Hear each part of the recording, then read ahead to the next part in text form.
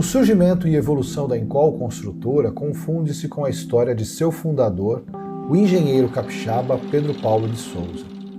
Pedro Paulo é aquilo que os americanos chamam de self-made man, um empreendedor que alcança o sucesso e a riqueza a partir de seus próprios esforços, sempre com uma ideia inicial brilhante, com poucos ou nenhum recurso à disposição. De família humilde, Pedro Paulo chegou ao Rio de Janeiro para estudar e, após penar nos primeiros anos da faculdade de engenharia, somou o dinheiro que recebia com muito custo de sua família com a parte que recebia como professor particular e criou uma rede de carrinhos de mate gelado. O bem-sucedido empreendimento não só bancou sua faculdade, como também permitiu a ele juntar um bom dinheiro, o que lhe possibilitou viver alguns anos deste negócio. Pois bem, pode parecer estranho um relato inteiro romanceando toda a passagem do engenheiro capixaba em seu período pelo Rio, mas é assim que ele mesmo conta esta fase de sua vida em sua autobiografia, O Sequestro, tudo o que você não sabia sobre a Encol, lançada em 2010, data em que a falência da construtora completava uma década. Esse livro é muito importante neste podcast. Vou voltar a ele algumas vezes. É praticamente o único relato onde Pedro Paulo conta sua versão sobre os fatos e, para se defender, revela detalhes importantes de todo o processo, apontando outros responsáveis pela falência da maior construtora que o país já teve. Reserve. Por ora, vamos nos concentrar no final da década de 50, o Brasil que crescia 50 anos em 5, o Brasil de Juscelino Kubitschek, o presidente Bossa Nova. Bossa Nova, mesmo é ser presidente. Eu sou o Denis Levati, historiador e profissional do mercado imobiliário, e você está ouvindo a Saga da Encol, a ascensão e queda de um gigante imobiliário.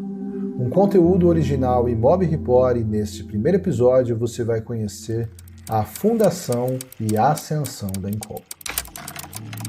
O grande feito de JK, promover em pouco tempo a mudança da capital federal do Rio de Janeiro para Brasília, gerou uma explosão de novos negócios no Planalto Central. A demanda por serviços dos mais diversos setores era gigante e o da construção civil foi um dos que mais atraiu empreendedores, trabalhadores e aventureiros em busca de oportunidades.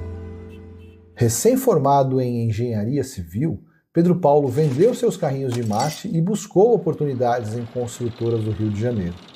Insatisfeito com as ofertas de emprego recebidas, seguiu as notícias que falavam de oportunidades à disposição de quem apostasse na nova capital. Em 1961, decidi tentar a sorte em outro lugar. Resolvi ir para Brasília, onde eu percebia maiores possibilidades de trabalho em função de sua construção determinada pelo presidente Juscelino Kubitschek. Juntei as economias que me sobraram do negócio do mate e parti para a nova capital. É assim que Pedro Paulo conta em seu livro sobre sua decisão de ir embora do Rio de Janeiro em busca de oportunidades no emergente mercado que surgia na construção não só de Brasília, mas de todo o Distrito Federal e cidades vizinhas como Goiânia, onde Pedro Paulo identificou a chance que buscava. Brasília já apresentava algumas edificações. Congresso, ministérios, a catedral e até mesmo o aeroporto já estavam prontos com as avenidas todas asfaltadas. Tudo isso me deu a impressão de que a cidade estava consolidada. Passando por Goiânia, percebi ali a oportunidade de empreender novamente. Mais um trecho do livro O Sequestro, onde a visão empreendedora de Pedro Paulo Souza é mais uma vez apresentada. Havia muita falta de energia em todo o estado de Goiás nessa época, e com isso, as indústrias não davam conta de produzir tacos de madeira para suprir o mercado local. Os tacos eram um subproduto e produzidos esporadicamente. Ao perceber a falta de tacos no mercado goiano, não perdi tempo. Investi minhas economias e abri uma fábrica de pisos de tacos. Aqui uma pausa para explicar o que são pisos de taco. Os mais jovens talvez nem conheçam. Aqueles que são da minha geração certamente vão lembrar dos pedaços de madeira medindo 7 por 30 centímetros que revestiam o piso de casas e quartos nas casas e apartamentos das décadas de 60 e 70. Eram sobras de madeira, basicamente rejeitos que, mesmo sem dimensão adequada para virar um assoalho, possibilitavam um acabamento interessante nas casas de classe média. Como muitas tendências, os tacos em algum momento caíram em desuso e perderam espaço para novos acabamentos, embora continuem por aí. Inclusive são apostas para ambientes retrô, pois, quando bem cuidados, são até bem bonitos. Eram muito populares e foi para produzir esse tipo de revestimento que Pedro Paulo de Souza, com um capital equivalente a meio Fusca, constituiu na cidade de Goiânia a Encol Engenharia e Comércio Limitada, empresa que em pouco tempo se tornaria a maior construtora do país. Em pouco mais de um ano como fornecedor de tacos para o incipiente mercado de construção de Goiânia, aproveitando sua formação de engenheiro e sua veia empreendedora, Pedro Paulo transformou a Encol em uma construtora, aproveitando as diversas licitações públicas disponíveis no Planalto Central na década de 1960. Já em 1963, a Encol venceu várias concorrências públicas para órgãos estaduais de Goiás. A construção de prédios públicos como a Secretaria de Obras, do Tribunal de Contas, de colégios públicos e até mesmo do Zoológico de Goiânia deram à empresa um excelente respiro financeiro para, em menos de 4 anos desde a sua fundação, viver aquilo que as startups chamam de pivotagem, uma mudança de direção mantendo a base do negócio que já existia. A criação do SFH, o Sistema Financeiro de Habitação, programa de financiamento habitacional que existe até hoje e foi criado pelo governo brasileiro em 1964, foi a porta de entrada da Encol para aquele que seria o seu foco principal desde então, a habitação residencial.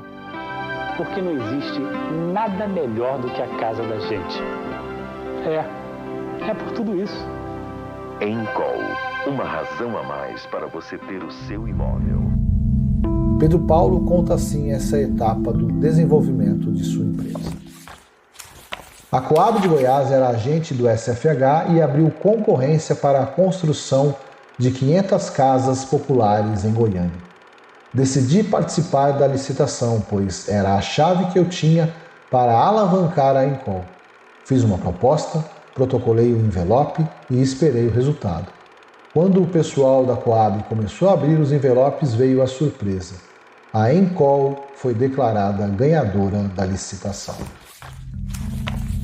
A Encol foi a ganhadora da licitação de um conjunto residencial em Goiânia por apresentar o menor preço entre os seus concorrentes.